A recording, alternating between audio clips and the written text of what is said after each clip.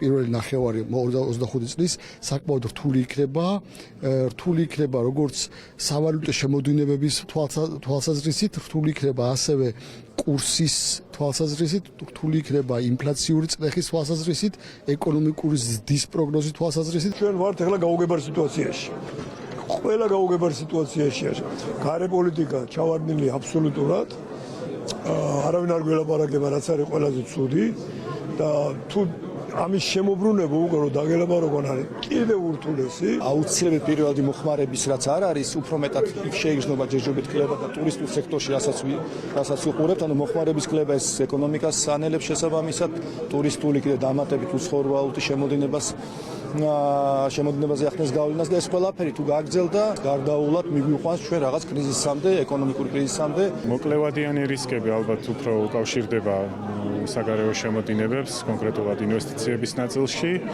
უკავშირდება გაცვლით კურსს, რომელიც თავის მხრივ შესაძლებელია გადაითარგმნოს უკვე ინფლაციაზე წნეხში და შესაბამისად ინფლაციის მაჩვენებლებში. ეკონომიკური კრიზისის წინაშე დგას ქვეყანა, თუ უკვე არა ვართ შესული ამ კრიზისში, რაც უკვე ალბათ უახლოეს მომავალში მაქსიმუმ 3 თვიან პერიოდში იქნება ასახული თითოეულ ამ ქვეყნის მოქალაქეზე. იზოლაცია ყველასთვის ძალიან დიდი პრობლემა არის.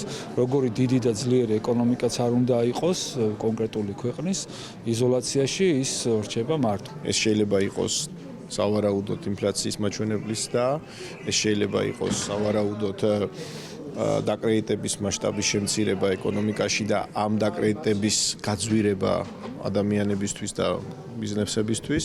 ასევე ვფიქრობ, რომ უმუშევრობის მაჩვენებლები შეიცვლება უარესობისკენ. ფულის შემოდინებებში გვექნება მაღალი, ესე ვთქვათ, შემცირებები.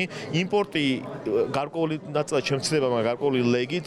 ინვესტიციები შეიძლება ითქვას გაქრება, ჰორეკა სექტორს ეხება მნიშვნელოვანი პრობლემები. ტურიზმში შეიძლება ყველაზე ნაკლები, ესე ვთქვათ, დავინახავთ გარკვეულ შემცირებას, მაგრამ რთულია შეუპოს რამდენი შემცირდება.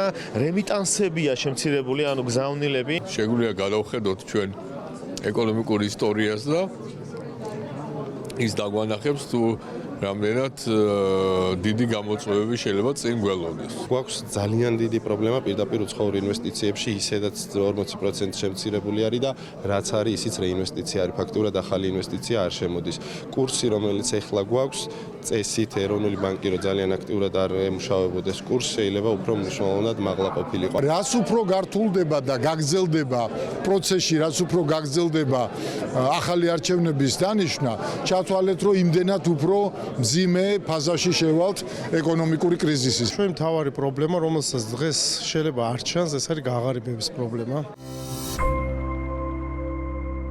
მათ არ ექნებათ პროგნოზირებადი რაღაც ეკონომიკური პოლიტიკის მოლოდინი, გაუარესებული იქნება ინსტიტუციური განვითარება ქვეყანაში, შემცირებული იქნება უცხოეთიდან მომდინარე, განსაკუთრებით დასავლეთიდან მომავალი პირდაპირ უცხოური ინვესტიციები, რაც მნიშვნელოვანი წყაროა საქართველოში ინვესტიციების, რაც თავის მხრივ გადაითარგმნება იმაში, რომ პროდუქტიულობის ზრდა, ეფექტიანობის გაუმჯობესება ნაკლებად მოსალოდნელია. საბჭოთა ბიზნესმენები ნელ-ნელა კეთდებიან თანამედროვედ.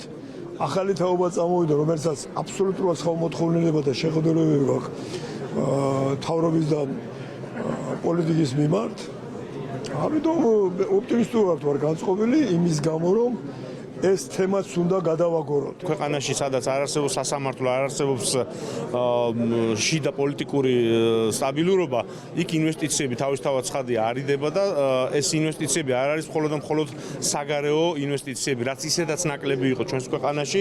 თვითონ ბიზნესი აღარ გააკეთებს რეინვესტირებას და შეეცდება, რომ სხვაგან მოძებნოს, ასე ვთქვათ, ის ეკონომიკური წყაროები და იმ დამატებითი კაპიტალის შოვნის წყაროები, სადაც უფრო მეტი სტაბილურობა. შიდა ინვესტიციები, რასაც ესე შინაურულად ვეძახით ხოლმე შიდა ინვესტიციებს, ეს ინვესტიციები უკვე შემცირებულია, არაერთი ბიზნესი თავს იკავებს იმ ხარჯების გაწევისგან, რასაც სხვა თანაბარ პირობებში გაწევდა. ქვეყანა, რომელიც ტურიზმზე არის დამოკიდებული ბევრწილად, ამ დროს ფეხდება ტურისტული პაკეტების გაყიდვა, ტურისტები მცირდება, შეიძლება განახევდეს, ეს რა თქმა უნდა ცუდად იმოქმედებს ბიზნესები. ბიზნესი ხო ცალკე აღებული რაღაც სუბიექტი არ არის, ეს არის დიდი ღირებულებითი ჯაჭვის პატარა ნაწილი და ზოგადად ეს ღირებულებითი ჯაჭვის პატარა ნაწილებისგან შედგება და ბევრი პატარა ნაწილი როცა აღარ მუშაობს, მთლიანი მექანიზმი ჩერდება. მაღალი ეკონომიკური ზრდა ნიშნავს მაღალ მოთხოვნას, მაღალ მოხმარებას და შესაბამისად, როდესაც ბიზნესი ხედავს ბაზარზე მაღალ მოთხოვნას, ყველაფერი დანარჩენი არის კარგი მენეჯმენტის საქმე, ხო? როდესაც მოთხოვნა მცირდება, თან მცირდება მყისიერად, ეს ურტყამს მის გაყიდვებს, ეს ურტყამს მის შემოსავლიანობას, ეს ურტყამს მის დასაქმებას, დასაქმებულების შენარჩუნება ხდება უფრო რთული და საბოლოოში ამში ეს ურტყამს მის მომგებიანობას. ლარის ეს ვთქვათ კურსზე დაწოლა იქნება, კურსი გადაითარგმნება სამომხმარებლო ფასებში, გადაითარგმნება ლარის ფასში, რეზერვების შემცირება გადაითარგმნება ქვეყნის რისკში, მინიმუმ ინფლაციურ ფონს და გაძვირებულ ლარს დავინახავთ. და ამას ბიზნესი რა თქმა უნდა იგზობს პირველ რიგში ბიზნესი იგზობს გაძვირებულ ლარს და ინფლაციურ ფონს ქვეყანაში. არ არსებობს წარუმატებელ ეკონომიკაში ბევრი წარმატებული ბიზნესი, ხო? თუ კი ეკონომიკა წარმატება დგას ბიზნესების წარმატებაზე, პირიქით არ არსებობს. ეკონომიკური კრიზისი უკვე სახეზეა ზოგიერთ სექტორში, წვრილ ბიზნესში, წვირ და საშუალო ბიზნესში, სასტუმრო ბიზნესში, სარესტორნო ბიზნესში, საკმაოდ წვავე კრიზისი არის და ნელ-ნელა ეს კრიზისი გაღრმავდება. პოლიტიკური ვითარება ისეთია, რომელიც იზოლაციას უხადის საქართველოს, რაც საბოლოო ჯამში დღევანდელი შეხვედრაც გამოჩნდა, მიგვიყვანს ინფლაციამდე და ზოგადად მოსახლეობის გაღარიბებამდე.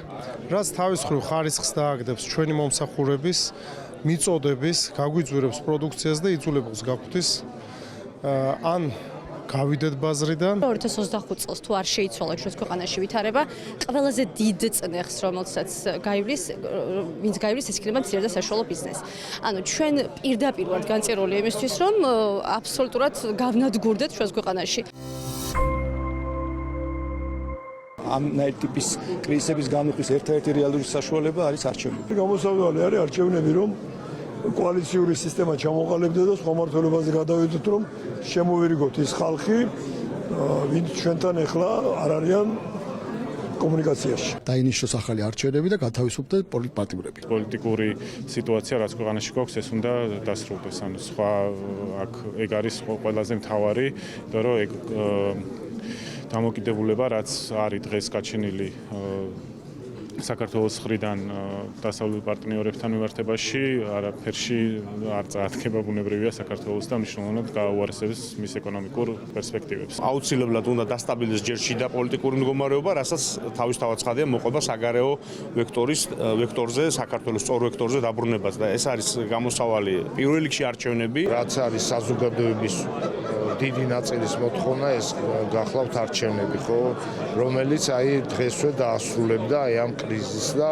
ყველა მხარე უკვე აი ეს ორთქლის გაშვება მოხდებოდა. უნდა მოხდეს შეცდომების აღიარება ხელისუფალის მხრიდან, უნდა დაუყოვნებლივ მოხდეს უკანონოდ დაკავებული პატიმრების განთავისუფლება, დაუყოვნებლივ უნდა მოხდეს იმ სტრატეგიის გამჟღავნება და ობიექტურად და ძალიან გადაჭრით თქმა და იმ რეფორმების დაუყოვნებლივ გატარება, რაც განხორციელებაც შეჩერდა. ახალი არჩევნები, როგორც გადამტვირთავი მექანიზმი სიტუაციის, პრობლემის და საბოლოო ჯამში გზა პრობლემის მოგვარების. უნდა მოხდეს პოლიტიკური სიტუაციის დეესკალაცია, რაც არის ვადანდელი, ანუ არჩევნების თავიდან ჩანიშვნა და იმ დაკავებული ახალგაზრდების გამოშვება, რაც შეიძლება ძალიან სწრაფად. პოლიტიკური სიტუაციის სტაბილიზაცია, ამისთვის საჭიროა რომ